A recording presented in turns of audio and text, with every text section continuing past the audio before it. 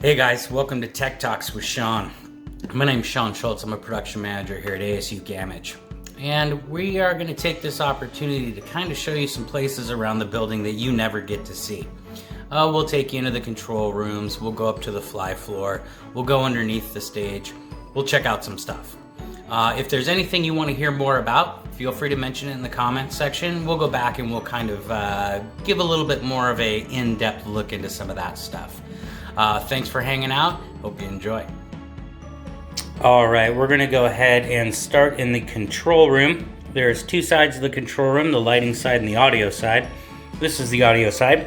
This is our audio console. This is how we route and control all of the audio signals coming in or going out from any show. Most people don't realize that a Broadway show tours with all of their own equipment, their own speakers, their own consoles, microphones, everything. They only use a very small portion of our in-house audio system. Everything audio is controlled in this room and gives us a very, very high level of control for sound across the building. When we do our own produced shows, we'll move this equipment out into the house so that our audio engineers can hear better in the room. This is the lighting side. Like I said, Broadway show would bring in their own consoles. This is our console. We would actually end up only using this for turning the auditorium lights on and off during a show. Off when the show starts, back on when the show ends. Up here, right above the control room, is our spotlight booth. We have 4 spotlights. They are super, super bright and super, super warm. It is not uncommon for this room to become 100+ degrees in the summertime. You can also see that our spotlights operators, they spend a good amount of time up here, so they like to add a little bit of flair to the walls. Every show that comes in, they will put the logo from the show up, and then all the spotter operators will sign the wall right over that show. And honestly, the view up here is not bad at all.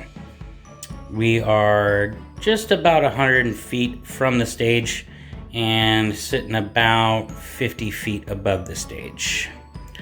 All right, where to? Let's head to the fly floor.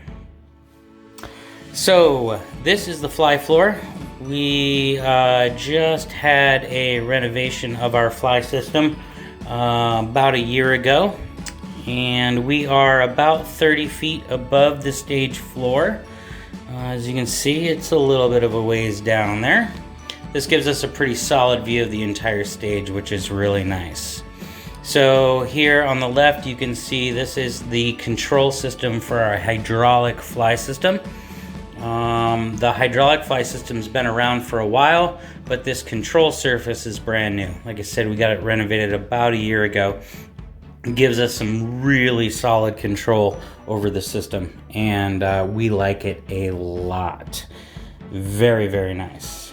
If you look here, this is our counterweight system. It's the traditional pull the rope and the pipe comes in and goes out. We have a total of 104 line sets. Each line set is represented by a pipe that floats over the stage. And as you can see, we stack them in here pretty tight. We are on 6-inch centers, which is pretty unheard of in the theater world. Not totally uncommon, but there's a lot. Look at one of the control centers for the hydraulics. Here we can adjust the speed of how fast the pipe moves. So we can select a direction and press a button, and you'll see that that pipe starts coming in. And sorry, it's a little hard to do here one-handed. All right, so you'll see we have 104 of these pipes. Not all of them are hydraulic. You can see the little orange, yellow ends there is a pipe, and then there's more kind of hidden above that is hard to see on the video. So very accurate system, and we are really, really liking it. It took some time to get it redone Here we can select to go out, and we will press the button and the pipe will then start to move out. Right now I'm running them really slowly because I'm just doing it with one hand and trying to watch the camera as well. So I want to make sure I get it there. All right, so what we can do is now make our way around the back side here of the fly system. You can see a lot of our operators spend many hours, so we need spaces for all of them to be comfortable. Here's a look at our compensation rigging system, part of our counterweight system. And again, just like the spot operators, they like to add a little memento of the show. You can tell that the riggers have taken a much more mathematic approach to how they put up theirs, trying to keep it to a brick or two for each show. As you can see, we've done quite a few shows over the years, but we have plenty of room for the next ones coming up. If we've done a show 2 or 3 times, you'll only probably see it up there once, maybe twice. But we got enough bricks for the next, I don't know, 30 or 40 years, I'm sure, at least. Plenty of room up there. All right, let's head down to the stage. Down on the stage here, this is stage right. These are our electrical panels. We have enough power on stage right to power basically a small neighborhood. 3 600 amp services, 2 400 amp services, and 2 200 amp services to cover everything that we need, lighting wise, rigging wise. This is our interrupt panel. Basically, it's just a really easy way for a touring show to interface with the cabling that we have installed in the building. Instead of running wire all over the place, they can just tap in here, and it saves us a ton of time and labor. Nice little shot from the stage out into the house. Not many people get to see from that side. There's our shell garage there in the background. We'll come back to that in a second. Do a little loop around to the back wall that no one really gets to see, and right up there is the fly floor that where we just were, about 30 feet up. And another little shot of the house from the stage level. All right, the Orchestra Shell. This thing right here, these little tracks. These tracks we end up bolting into the floor. We lay those all the way across the floor. And what'll happen is on the far side, there is a winch up on the wall there. And we will inflate the shell garage. These yellow yolks, as we call them there, have air bladders underneath that we inflate with air, and we float that thing across the stage like an air hockey table. Just over 30 feet tall, about 60 feet wide, and weighs tens of thousands of pounds.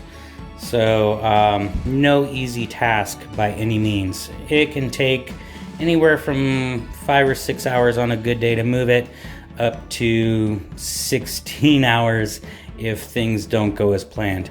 Most people don't realize that this thing also houses a pretty sizable pipe organ that actually just got refurbished. It's been a couple, 3 years now, and it sounds amazing.